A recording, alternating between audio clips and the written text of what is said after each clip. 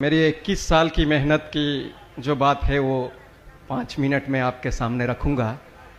21 साल लगे हैं मुझे आदिवासी कौन है वो ढूंढने में, पश्चिम भारत के आदिवासी कौन है। तो कृपया प्लीज़ मेरी मेहनत को थोड़ा सा आप लोग थोड़ा सा रिस्पेक्ट दे तो अच्छा है। मुझे मत दीजिए, मेरी मेहनत को दीजिए। जितने भी मेरे जैसे साथी मेहनत कर रहे हैं उनकी मेहनत को सलाम कीजिए। मैं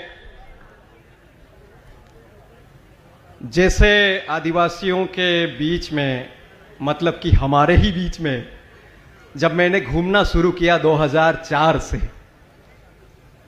और 2004 से मेरे बगल में जो थैला है वो आज तक नहीं उतरा। और मैंने 14 गायने बोलते ना, गायने हमारे गायने 14 गायने इकट्ठे किए हैं और असंख्य गाने, असंख्य कथाएं रिकॉर्ड की है मैंने। और उनके आधार पर, जैसे ये कहते हैं ना, बाइबल के आधार पे क्रिश्चियनों का इतिहास बोला जाता है, ये 18 पुराण के आधार पे हिंदुओं का पहचान की बात की जाती है, वैसे मैंने ये 14 गायने इकट्ठे करके आदिवासियों की पहचान की कुछ छवि तैयार की है। वो तालियां मत बजाओ, दिमाग में डालो, तालियों से उड़ जाता है ऊपर।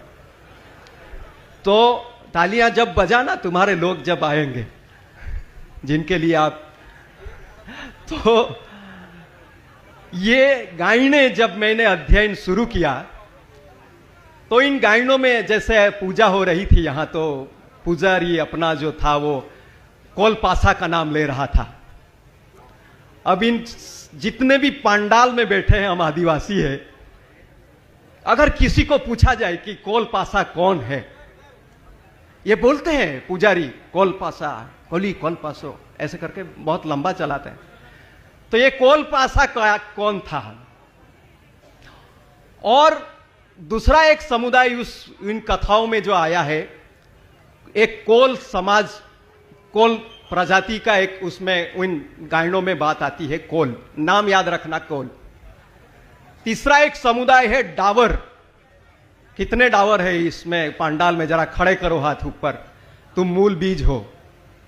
डावर जितने भी है वो मूल बीज है इस इलाके के, और उसी में से डामर बने, वो भी मूल बीज है।